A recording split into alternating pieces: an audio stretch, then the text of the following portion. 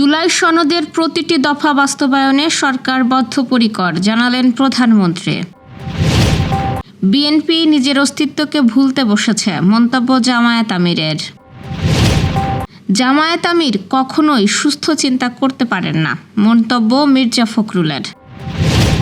2027 সালের এসএসসি পরীক্ষা চলতি বছরের ডিসেম্বরে, ঘোষণা শিক্ষামন্ত্রীর। 24 ঘন্টায় হাম ও উপসর্গে 11 মৃত্যু। উৎপাদনে ফেরার মাত্র 15 ঘন্টার মাথায় ফের বন্ধ বড়পুকুরিয়া তাপবিদ্যুৎ কেন্দ্র। মাঠে অশোভন আচরণের কারণে শাস্তি পেলেন শারমিন নাহিদা। দর্শক, শুনছিলেন সন্ধ্যার খবরের প্রধান শিরোনাম, এবার বিস্তারিত। তার আগে আমাদের ইউটিউব চ্যানেল সাবস্ক্রাইব করুন এবং সব খবর পেতে ফেসবুক পেজ ফলো করে রাখার পাশাপাশি ওয়েবসাইট ভিজিট করুন। জুলাই সনদের প্রতিটি দফা অক্ষরে অক্ষরে বাস্তবায়নে সরকার বদ্ধপরিকর বলে জানিয়েছেন প্রধানমন্ত্রী তারেক রহমান।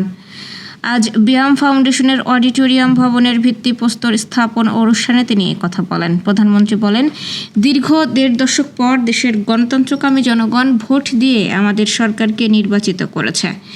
দীর্ঘদিন ধরে একটি ন্যায়ভিত্তিক এবং জনকল্যাণমুখী শাসন ব্যবস্থার আকাঙ্ক্ষার প্রতিফলন হচ্ছে বর্তমান সরকার।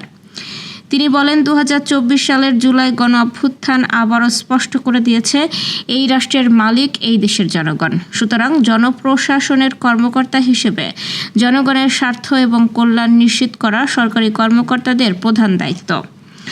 রাষ্ট্রযন্ত্রের নিয়োগ, বদলি, পদোন্নতির ক্ষেত্রে মেধা, দক্ষতা ও অভিজ্ঞতাকে প্রাধান্য বিবেচিত হিসাবে দেখার কথা উল্লেখ করে প্রধানমন্ত্রী বলেন, বর্তমান সরকার মেধা নির্ভর, আত্মবিশ্বাসী, সৃজনশীল মানব সম্পদ গড়ে তুলতে বদ্ধপরিকর। সরকারি কর্মে নিয়োজিত মানব সম্পদকে আধুনিক প্রশিক্ষণের পাশাপাশি প্রযুক্তির সর্বোত্তম ব্যবহারে গড়ে তোলা অত্যন্ত জরুরি। তারই ধারাবাহিকতায় বর্তমান সরকার মেধা নির্ভর, আত্মবিশ্বাসী, সৃজনশীল ও দায়িত্ববান মানব সম্পদ গড়ে তুলতে বদ্ধপরিকর। সকল রাষ্ট্রীয় প্রতিষ্ঠানে জনবান্ধব জনপ্রশাসন গড়ে তোলার বিকল্প নেই। আমরা আমাদের প্রত্যাশিত বাংলাদেশ গড়ে তুলতে চাই। তিনি আরও বলেন, বৈষম্যহীন বাংলাদেশ গড়তে প্রশাসনের সর্বস্তরে স্বচ্ছতা ও জবাবদিহিতা নিশ্চিত করতে হবে। জামায়াত আমির ডাক্তার শফিকুর রহমান বলেছেন, বিএনপি নিজেদের 31 দফা অস্বীকার করে নিজেদের অস্তিত্ব ভুলতে বসেছে। গণভোটের রায় বাস্তবায়ন হলে প্রকৃত অর্থে ফ্যাসিবাদ দূর হবে বলেও মন্তব্য করেন তিনি। বিরোধী দলীয় নেতা ও জামায়াত আমির ডাক্তার শফিকুর রহমান বলেছেন, গণভোটের রায় বাস্তবায়ন হলে প্রকৃত অর্থে সেদিনই ফ্যাসিবাদ দূর হবে। বিএনপি নিজেদের 31 দফাকে অস্বীকার করে নিজের অস্তিত্বকে ভুলতে বসেছে। আজ গণভোটের গণরায় বাস্তবায়নের দাবিতে জুলাই শহীদ পরিবার ও জুলাই যোদ্ধাদের নিয়ে সোহরাওয়ার্দী উদ্যানে সমাবেশ আয়োজন করে জামায়াত ইসলামী। সেখানে জামায়াতের আমির ডাকসুর নির্বাচিত প্রতিনিধিদের ওপর হামলাকে ফ্যাসিবাদের সাথে তুলনা করেন। জামায়াতের আমির বলেন, শিক্ষা প্রতিষ্ঠানে দা কুড়াল নিয়ে কোনো আদু ভাইকে দেখতে চায় না। জুলাই শুধু 24-এ নয়, জাতির প্রয়োজনে প্রতি বছর আসতে পারে।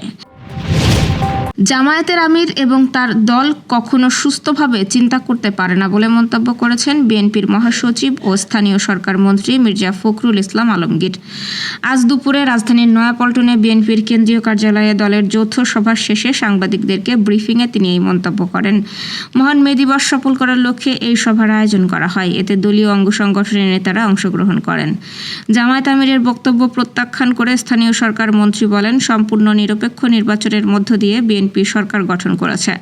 নির্বাচন ইঞ্জিনিয়ারিং করে বিএনপি ক্ষমতায় এসেছে এমন বক্তব্য সম্পূর্ণ ভিত্তিহীন। এর মাধ্যমে আবারও দেশে বিভেদ ও ধূম্রজাল সৃষ্টি করা হচ্ছে। তারা আসলে বিভিন্নভাবে দেশে স্বৈরশাসন ফিরিয়ে আনার পায়তারা করছে কিনা তা নিয়ে ভাবার সময় এসেছে। জামায়াত কখনো সুস্থ চিন্তা করতে পারে না। ছাত্র রাজনীতিতে অস্থিতিশীল পরিবেশ তৈরির চেষ্টার পেছনে একটি চক্র কাজ করছে উল্লেখ করে মির্জা ফখরুল বলেন, শিক্ষার্থীরা অপরাজনীতির পরিহার করবে বলেই সরকার বিশ্বাস করে। যেন দেশে স্থিতিশীলতা নষ্ট করতে না পারে সেজন্য নেতাকর্মীদের সজাগ থাকার আহ্বান জানান তিনি। বিএনপির মহাসচিব বলেন, এই ফ্যাসিস্ট শক্তিকে রাজনৈতিকভাবে পুরোপুরি নির্মূল করতে হবে। দেশের মানুষই তাদের প্রতিহত করবে।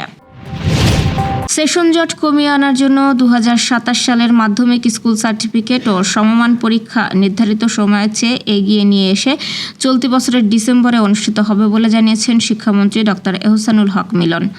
শনিবার সচিবালয়ে এমপিওভুক্ত শিক্ষা প্রতিষ্ঠানের শিক্ষক কর্মচারীদের বদলি সংক্রান্ত নীতিমালা নিয়ে বৈঠক শেষে সাংবাদিকদের একথা জানান তিনি।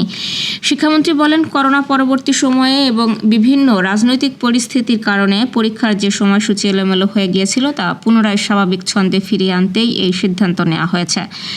2027 সালের এসএসসি পরীক্ষা আমরা চলতি বছরের ডিসেম্বরেই শেষ করতে চাই। তিনি আরও বলেন, ঠিক একই কারণে 2027 সালের উচ্চ মাধ্যমিক পরীক্ষাও এগিয়ে আনা হবে। দেশে হাম পরিস্থিতির অবনতি অব্যাহত রয়েছে। গত 24 ঘন্টায় হাম ও হামের উপসর্গে আরও 11 জনের মৃত্যু হয়েছে। শনিবার স্বাস্থ্য অধিদপ্তরের কন্ট্রোল রুম থেকে পাঠানো এক সংবাদ বিজ্ঞপ্তিতে এই তথ্য জানানো হয়। স্বাস্থ্য অধিদপ্তরের তথ্য মতে গত 15 মার্চ থেকে 25 এপ্রিল সকাল 8টা পর্যন্ত মোট সন্দেহভাজন রোগীর সংখ্যা দাঁড়িয়েছে 30,607 জনে। এর মধ্যে 4,460 জনের হাম নিশ্চিত হয়েছে। এই পর্যন্ত সন্দেহভাজন ও নিশ্চিত মিলিয়ে 20,475 জন রোগী হাসপাতালে ভর্তি হয়েছেন আর 17,081 জন চিকিৎসা শেষে সুস্থ হয়ে বাড়ি ফিরেছেন। প্রাদুর্ভাব শুরুর পর থেকে এখন পর্যন্ত হামে আক্রান্ত হয়ে 42 জন মারা গেছেন আর হামের উপসর্গ নিয়ে প্রাণ হারিয়েছে 209 জন। বিজ্ঞপ্তিতে বলা হয়, গত 24 ঘন্টায় সারা দেশে নতুন করে 1,058 জন সন্দেহভাজন হাম রোগী শনাক্ত হয়েছে। আক্রান্তদের বড় একটি অংশই শিশু।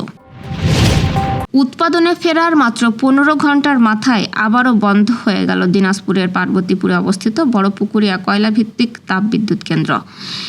আজ বেলা 11:30টার দিকে হঠাৎ করেই প্রথম ইউনিটের বয়লারের টিউব বিস্ফোরিত হয়। এতে তাৎক্ষণিকভাবে বিদ্যুৎ উৎপাদন বন্ধ করে দিতে বাধ্য হয় কর্তৃপক্ষ। বয়লারের টিউব ফেটে যাওয়ার ঘটনায় 125 মেগাওয়াট ক্ষমতাসম্পন্ন প্রথম ইউনিটটি বন্ধ হয়ে যাওয়ায় বর্তমানে কেন্দ্রটির সব ইউনিটের উৎপাদন সম্পূর্ণ বন্ধ রয়েছে।